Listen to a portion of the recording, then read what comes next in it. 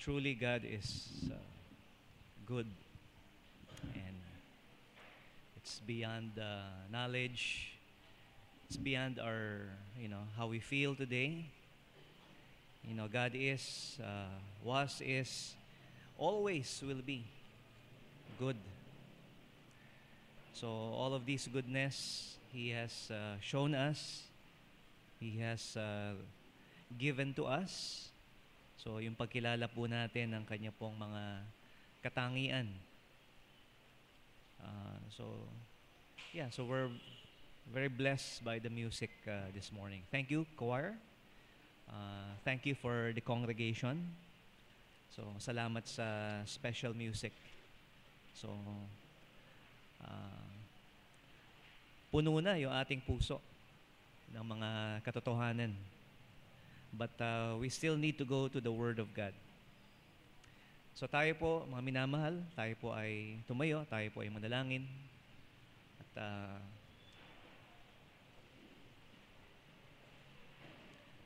pasalamatan po natin ang ating Panginoon Diyos sa Kanyang kabutihan sa atin by allowing us to be here this morning and to enjoy the worship and fellowship with each other.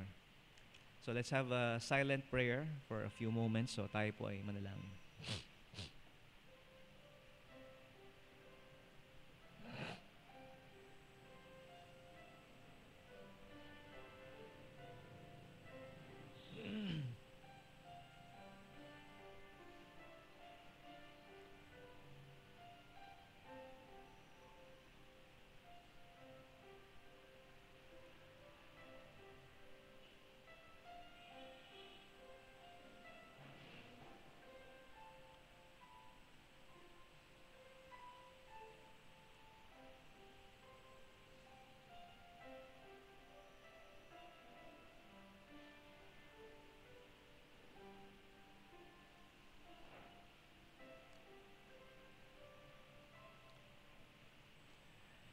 Amen. Please turn your Bibles to Psalm 84.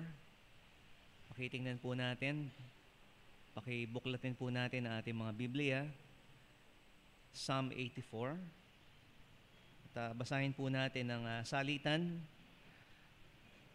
This psalm, it has 12 verses. So I'll read the first one. You read verse 2 until we finish at the last of verse 12. Okay, Psalm 84. And we'll be reading in the English, the King James Bible, Psalm 84. Verse 1. So mauna po ako. How amiable are thy tabernacles, O Lord of hosts!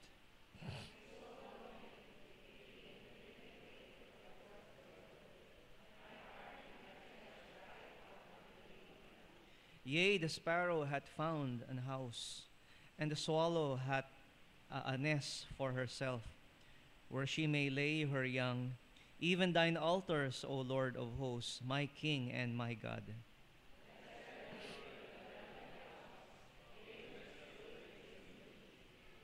Blessed is the man whose strength is in thee, in whose heart are the ways of them.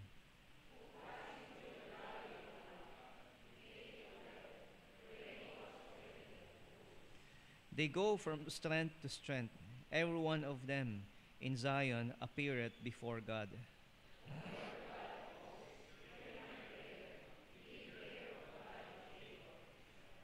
Behold, O God, our shield, and look upon the face of thine anointed.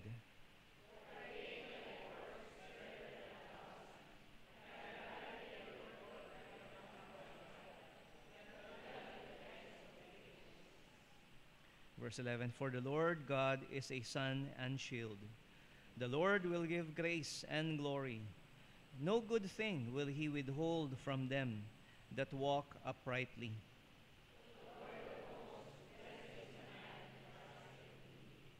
Thank you. You may take your seats.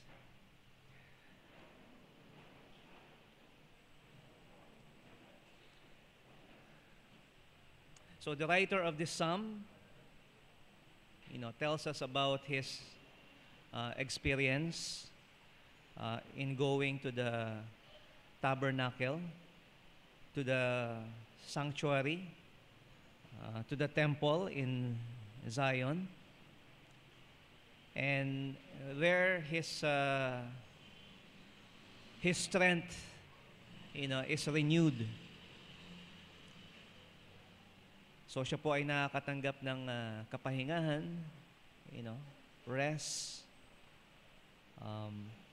like a bird, finding its nest.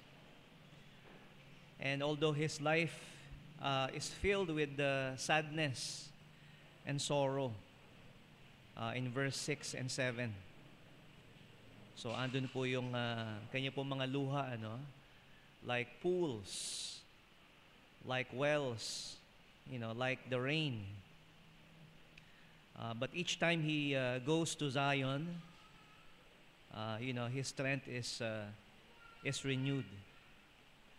So he has a good experience,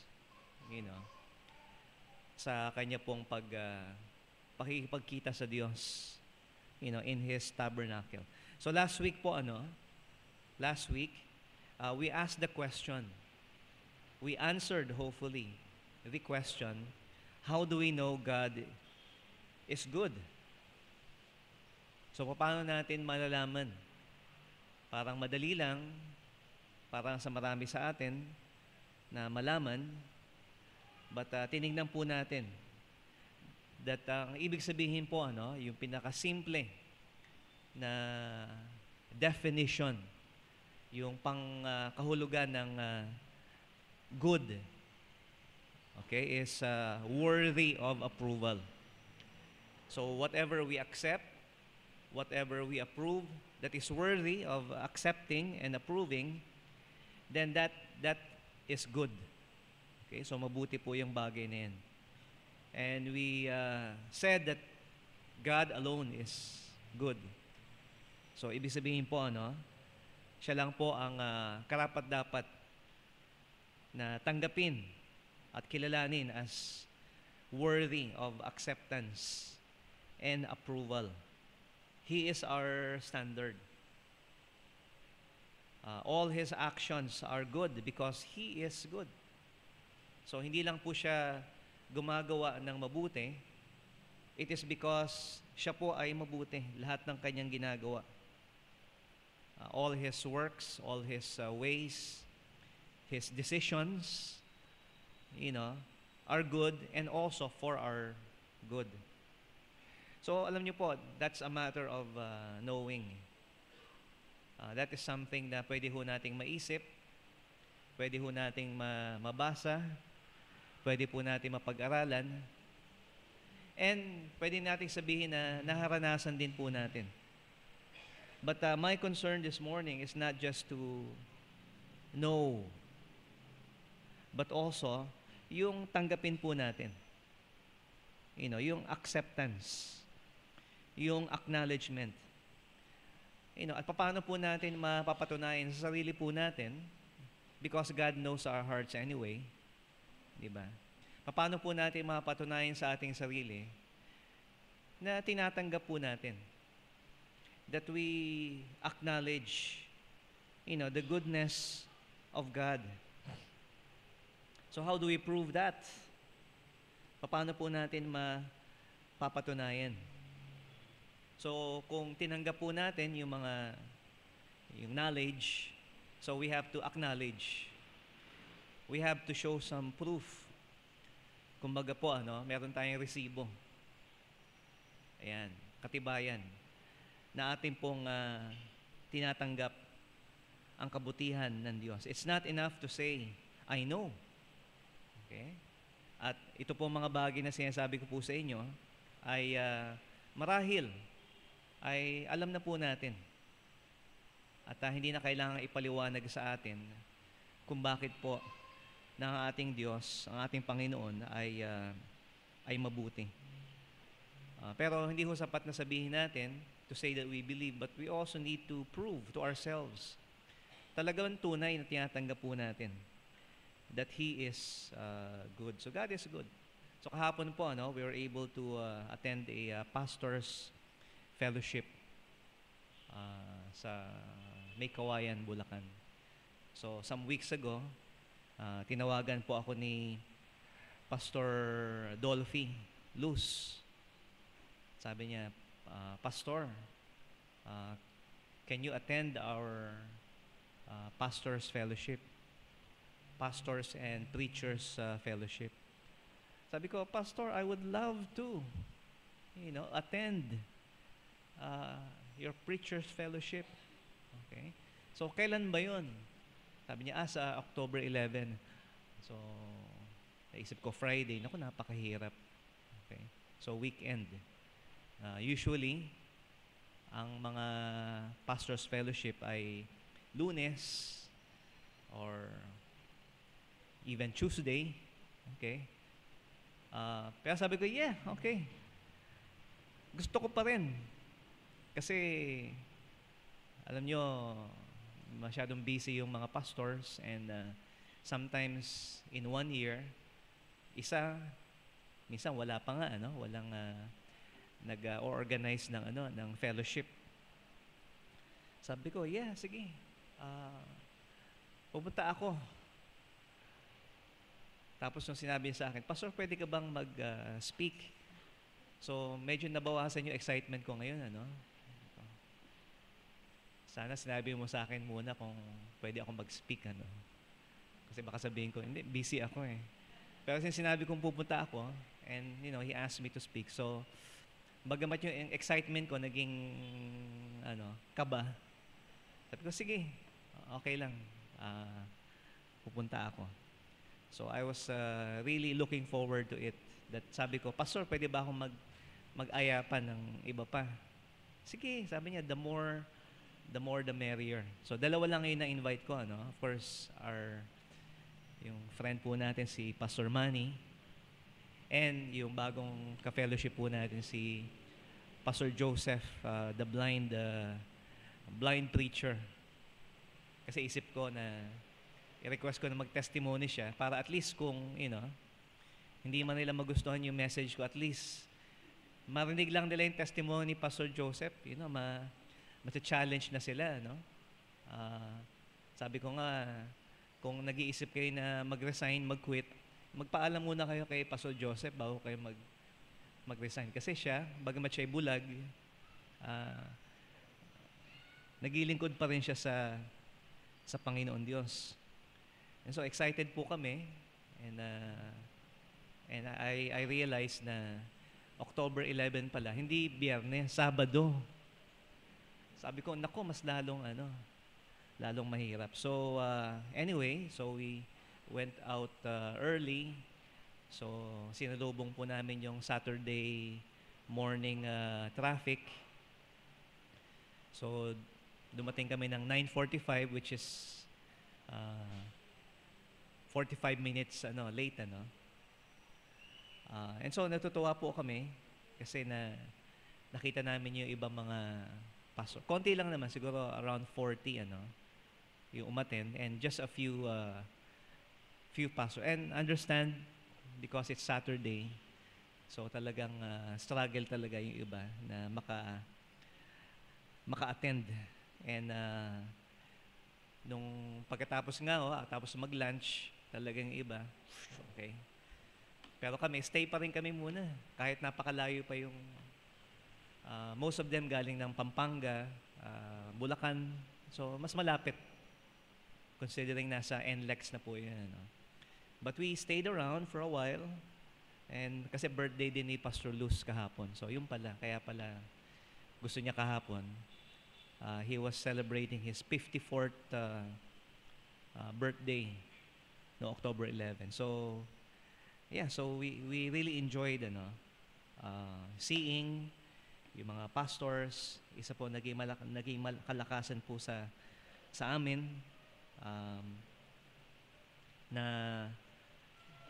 makarinig ng preaching and also to be able to fellowship with the other pastors. So sa atin po, mga minamahal, kailangan din po natin ang ganong mga pagkakataon. that we are, strengthened.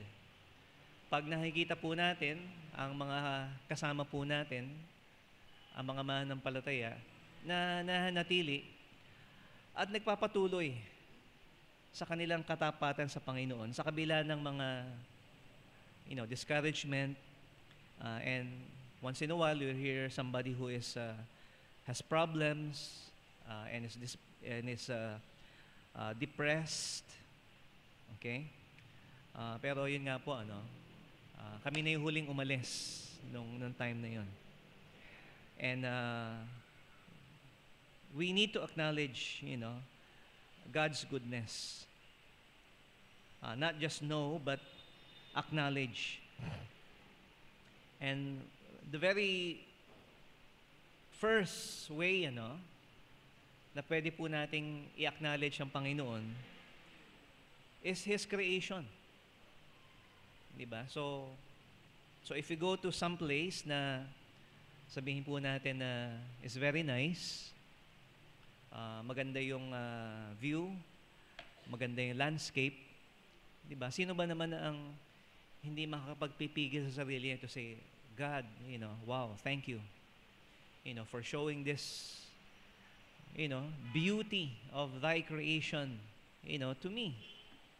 So despite the fact that ang creation po ay affected ng kasalanan ng tao, pero it's still good.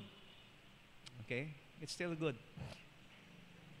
And also, yung kabutihan po ng Diyos in creating us. Yung ating pong katawan. Okay? So, of course, meron tayong mga issues with our health. Pero if you are, relatively strong and healthy, and, because maybe of your youth, or maybe because health conscious ka, di ba? Which is being a good steward also, then, magpasalamat tayo sa kabutihan ng Diyos. Di ba? So, andito po tayo ngayon. At tayo po ay na-enjoy po natin yung goodness ng Panginoon in our bodies, sa health po ng ating ating family.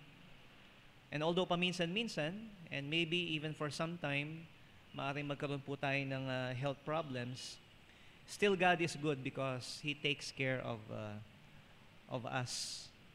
Pero ang nilikha po ng Panginoon Diyos is the most universal way of seeing God's goodness. Psalm 19 says, "The heavens declare the glory of God." So nakikita po natin, di ba?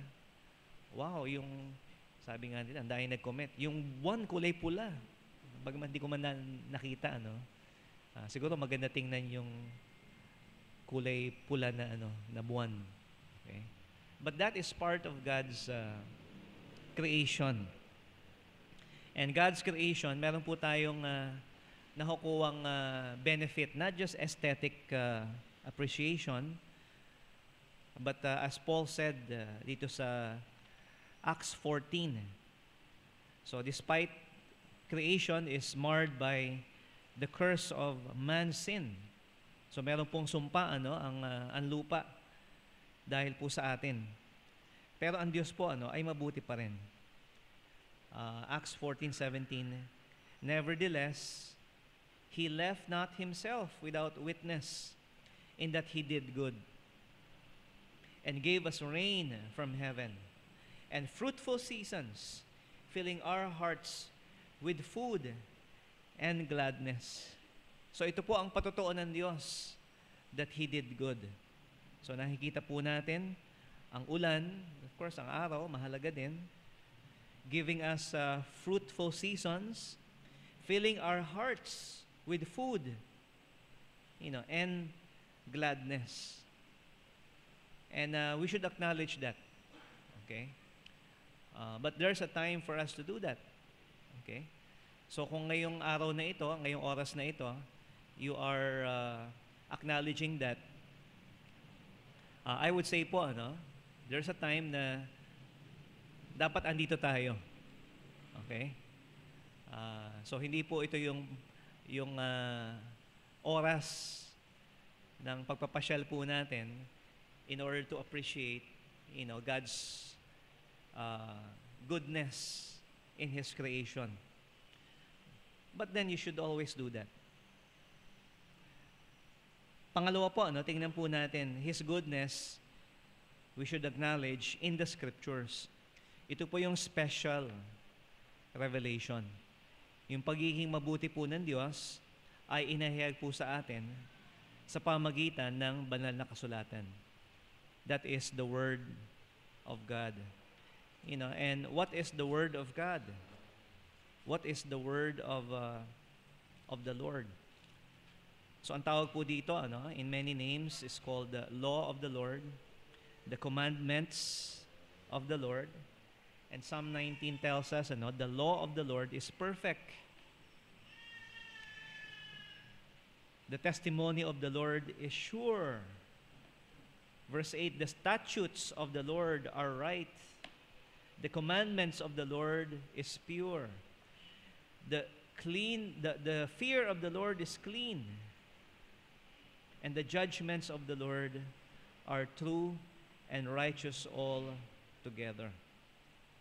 At dapat po, sabi ni David, mas higit pa na nasain po natin ang kapahayagan ng Diyos sa Kanyang salita, more than gold.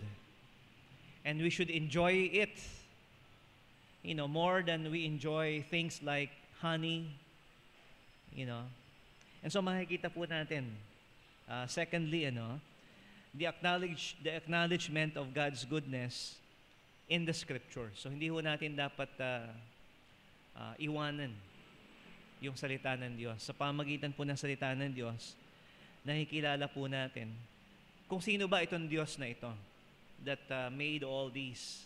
It is the Lord. It is Yahweh. It is the God of Israel that we acknowledge. And it is to His people and to those that trust Him, ipinapahayag niya po, ito po yung Kanyang kabutihan through the Scriptures. But then also, we should acknowledge God's goodness in the lives of people. So, dito po ang pinakamalaking struggle, I guess, for most people. Yeah, so nakikita nila, they can know from Scriptures and from creation that God is good, pero in their own lives, it's not so much. Parang kulang pa. Kasi hindi binibigay ng Diyos lahat ng kanilang gusto, all that they want and all that they ask for. But kung titingnan po natin, from others, even comparing ourselves with others, some people, especially God's people, they enjoy His goodness. The children of Israel, diba? For example, through many centuries, diba? Nakita po natin yung katapatan ng Diyos sa kanila.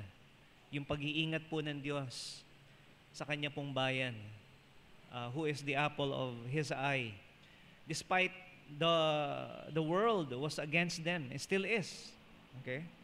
Pero nanatili pa rin po ang Israel, okay, God's people, and those who are God's people are also yun yung mga nagtitiwala sa Kanya. So we are also, we share, we have a part in that covenant that God has with Abraham. And so makikita po natin, mga minamahal, those that trust in Him, okay, should acknowledge that God is good. And to those who are upright, doon po sa mga matuwid, sa biyaya po ng Diyos, dapat kilalanin po natin ang Kanyang kabutihan. And as our brother sang just a while ago, all things work together for good. Para kanino po? To those who love God, okay, and to those who are called according to His purpose. At mamaya titingnan natin kung ano ba yung purpose na yon of God manifesting to those that love Him His goodness In fact, I'm going to say it right now, na ang purpose po ng lahat ng mga bagay na yan, that God giving us all these things, all material, physical, and spiritual goodness, is for the purpose of worship and thanksgiving.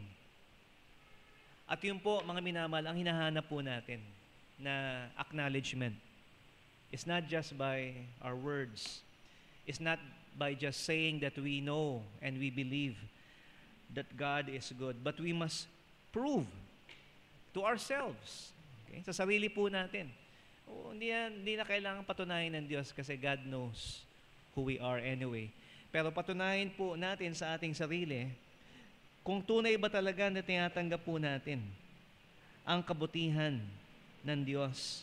And it is by our worship, by our thanksgiving, and by our praise as God's people. So going back to Psalm 84.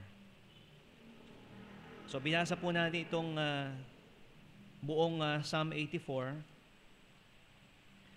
para makita po natin what was he talking about, how did the psalmist acknowledge God's goodness, so that he was able to say sa second to the last verse, verse 11, no good thing he withholds from them that walk uprightly.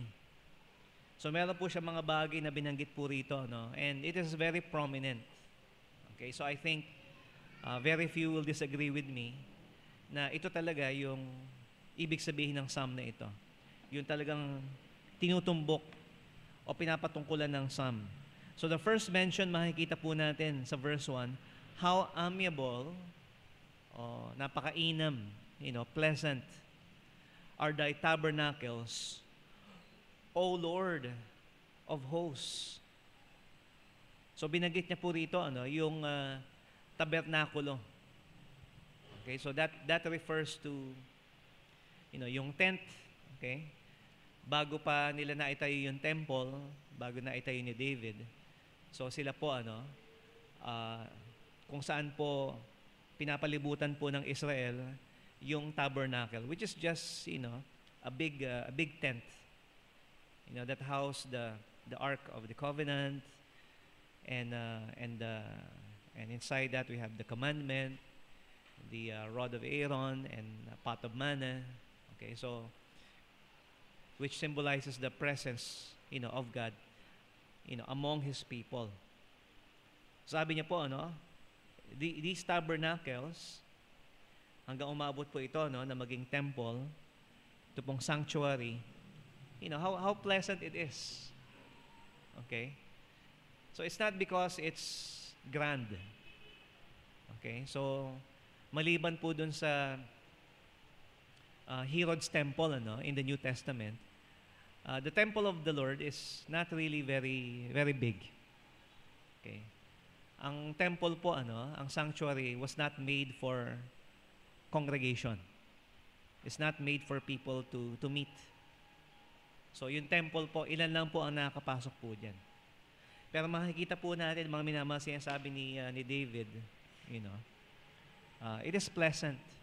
Whether it's a tent, a small tent, or a big temple, ang mahalaga po mga minamahal is that the presence of God is there. And so he mentions the tabernacle. Another word na ginamit niya po my soul longeth, yea, even fainteth for the courts of the Lord. And my heart and my flesh cried out for the living God. So yung courts of the Lord, still we're talking about the same idea, temple, okay, the sanctuary, na kung saan andun po ang presensya ng buhay na Diyos. Okay? It is identified with the living God. At sinasabi po niyang nang sumulat po nito, siya po ay nangungulila. He longs for it. He fainted for the courts of the Lord and cries out. At sinabi nga po ito katulad ng isang ibon na nakahanda hanap ng tahanan, had found a house or a nest where she may lay her young, even thine altars. So yung altar po, saan po ba yan? Nasa temple. Okay, what else? And so makikita po natin, dito po sa verse number 10. Okay? For a day in thy courts is better than 1,000. I'd rather be a doorkeeper in the house of my God than to dwell in the tents of wickedness. So once again, prominent na naman po dito yung tema po of the courts of the Lord, of the house of God. Okay?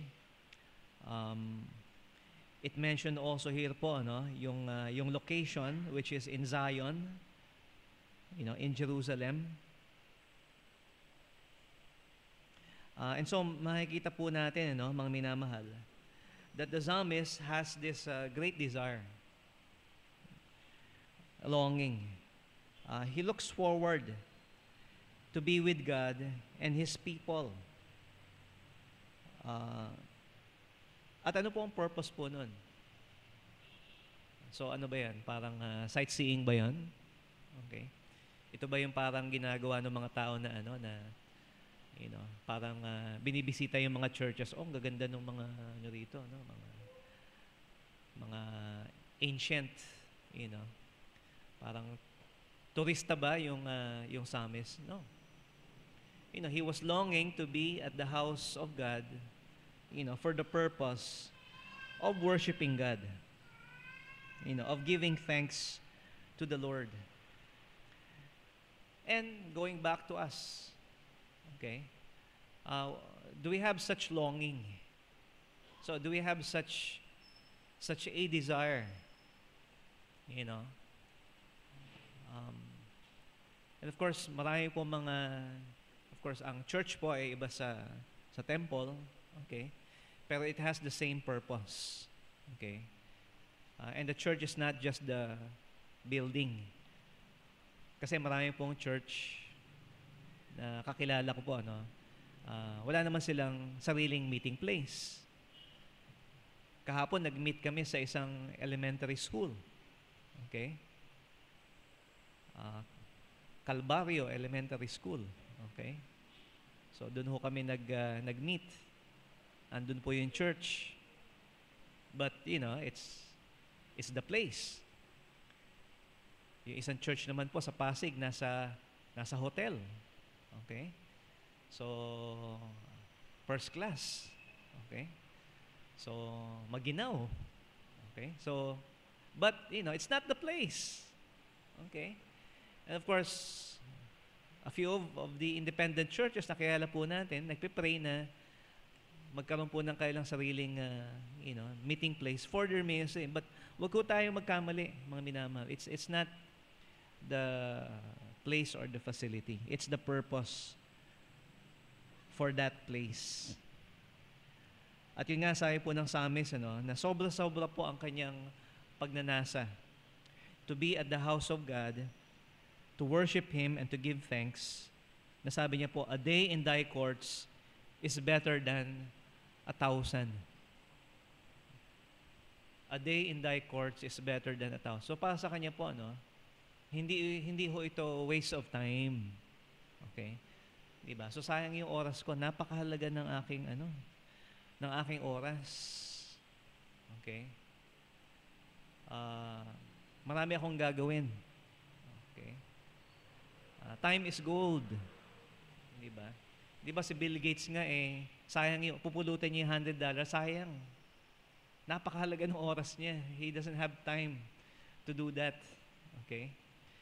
But what did the psalmist says? A day in thy courts, just one day, is better than 1,000 days.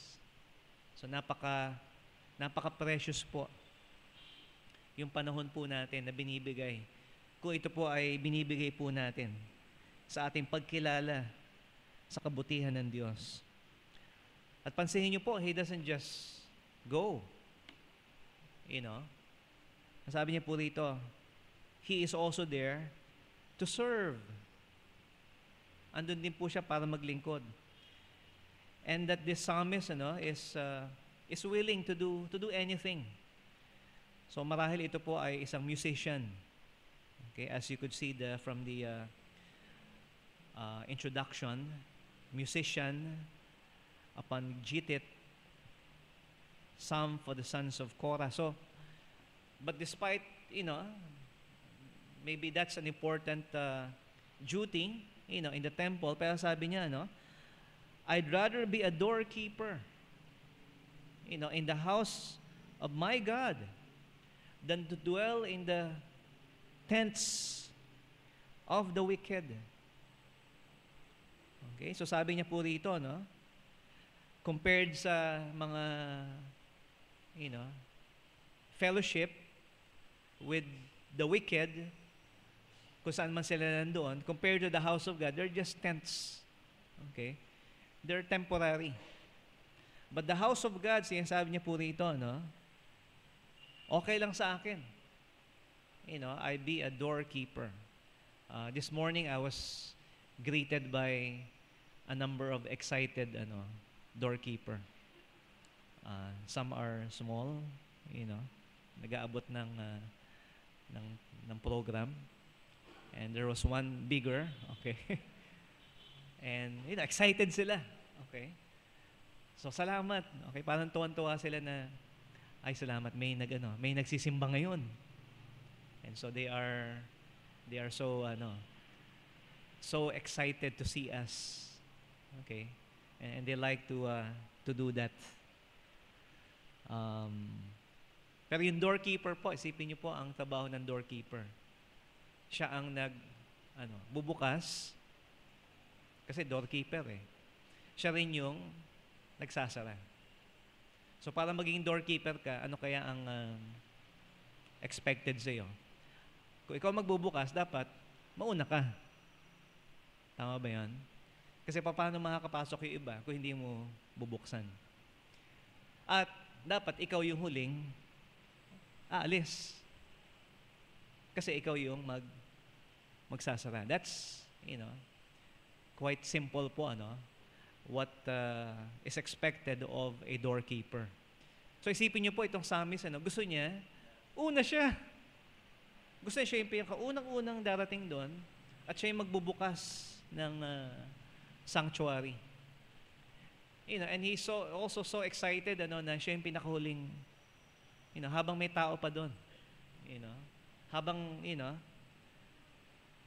ayaw niya kagad umuwi. Okay? And sometimes, often I see that. Ayaw na umuwi. Okay? Yung mga anak ko minsan, ayaw na umuwi. Okay? So, they want to be here. Of course, for some other reasons, pero, wow, okay. Sana we have such, longing, to be in the house of God, na talagang pinapahalagahan po natin, mga minamahal. And the psalmist says that he is thanking God for His goodness. For the Lord God, Yahweh, our God, is a sun and shield. The Lord will give grace and glory. So ito po ang binibigay po sa atin ng Panginoon, yung pong biyaya at yung kaluwalhatian na para pong araw at shield. So ang araw po ay nakapagbibigay sa atin ng health. Okay? And also protection from harm. Okay? So yung shield po ang sinasabi po natin. And that is how God manifests His goodness to us. Diba? Binibigay niya po sa atin yung kailangan po natin. He is a sun and a shield for us. I think one of the most often taken for granted goodness of God is that He protects all of us from, from harm. Okay? So, kilalanin po natin. It's not safe anymore. Okay? When you go out there, we parents, we think of our children the moment they step out of the gate. I mean, alam po natin yan. Pero in spite of that, we're not taking chance. Kung hindi pinagkakatiwala po natin sa Panginoon, ang sarili po natin, is not that a sign of God's goodness? I'm not saying po na yung mga napapahamak, yung mga nagiging biktima ng mga krimen, God is not good to them. God may have a higher purpose for allowing that. Pero para sa atin po, yun lang. Okay? Yung hindi nangyayari sa iyo, di ba? Na nangyayari sa iba. Yung hindi nangyayari sa iyo. Kalimutan mo na siguro yung kung ano yung hindi binigay sa iyo na gusto mo o kailangan mo. Yung bang bagay na dapat napahamak ka dahil alam mo na hindi ka rin nag-iisip, hindi rin tayo nag-iingat paminsan-minsan, pero andun po even though we make wrong choices, there are times God keeps us from the consequence of our wrong choices. Is not that a sign of God's goodness sa ating pong buhay sa buhay po natin in protecting us from harm? Pero the way that we should acknowledge that, mga minamahal, is by worship. And that's how the psalmist express his acknowledgement. Na tinatanggap niya ito at siya po ay pumupunta where God's people are in order to give thanks. Now, probably because some people cannot show that proof, yung katibayan ng pagtanggap nila ng kabutihan ng Diyos sa kanilang buhay, is because there needs to be an acceptance of God's most important grace. At yung goodness po ng Panginoon is primarily manifested to us in the gospel. The gospel is the good news. Ito po ang mabuting balita. At kung tinanggap po natin, ito pong pinakadakilang kabutihan ng Diyos sa atin, which is salvation in Jesus Christ, the good news of His death, burial, and resurrection, I think, that's the first step, that we begin to acknowledge all of God's goodness in our life.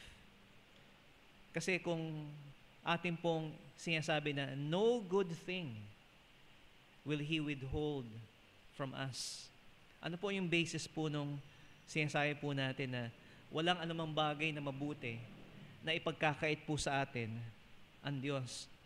Ang basehan po niyan, mga minamahal, is acceptance of the gospel. Proof, Romans 8:32. Diba? No good thing He will withhold from them.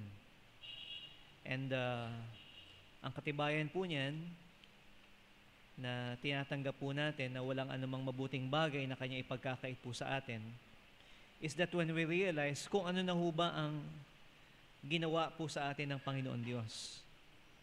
Romans 8:32, He that spared not His own Son, but delivered Him up for us all, how shall He not with Him also freely give us all things? So ang susi po sa pagkilala at pagtanggap sa lahat ng kabutihan ng Diyos, kung atin pong tinatanggap at kinikilala yung ginawa ng Panginoong Diyos sa pamamagitan ng Kanyang anak na si Jesus. Hindi niya po pinagkait si Jesus. Siya po ay binigay sa atin. For God so loved the world that He gave His only begotten Son. And so hindi ho magiging mahirap po sa atin na i-acknowledge through worship. Because the very purpose why God saved us is not just to take us to heaven and to spare us from hell. But the reason why God saved us is that for us to worship Him forever. Starting now. Okay? simula po sa oras na tinanggap po natin ang Ebanghelyo. Doon po magsisimula ang ating pagkilala at pagsamba sa kanyang kabutihan. So those who are truly upright need not to be reminded to acknowledge God's goodness in worship. So the acknowledgement of His goodness is for the purpose, of worship. So have you worshiped already? That's our primary duty. Not just on the first day of the week, but every day. Pero mas lalong-lalo na po yung panahon o yung araw po na dapat kung saan kinikilala po natin yung pong ginawa ng ating Panginoong Hesus para sa atin. He died for our sins and He rose again from the dead. Bilang katibayan po ng kanyang katubusan sa atin. So kaya nga po tayo po mga Kristiyano, okay, we who are Christians, we celebrate the Lord's Day because it is the day in which the Lord has delivered us sa ating pong mga pagkakasala. So let us acknowledge. So meron ba tayong, katibayan na maipapakita that we are thankful to the Lord for His goodness. Knowledge is not sufficient. It's not just enough to say, but kung tayo po mga minamahal, we don't just go, but we are longing, we are excited. Yung pinaka-desire po natin ng mga minamahal is towards the worship of God in His goodness, then I think, you can convince yourself na, yeah, God is good. God is good. So let's pray. Our loving Father, thank you for giving us this time, Panginoon, to worship you, to worship our King who is glorious all above. Thank you, Lord, that binigyan mo kayo, Panginoon, ng bahagi. We would just be happy, Lord, to be here. But for many of us, you have given us the opportunity to serve in our worship. And in many other ways po, Panginoon, we could be a blessing and an encouragement. Dalangin ko, Panginoon, if there is someone in our midst na siya po, Panginoon, ay maaaring nagkukulang po, Panginoon, sa kanya pong pagkilala sa inyo pong kabutihan, and maaaring siya po mismo, Panginoon, is nagdududa sa kanyang sarili kung tunay nga na mabuti kayo sa kanya. Dalangin ko, Panginoon, sa iyo na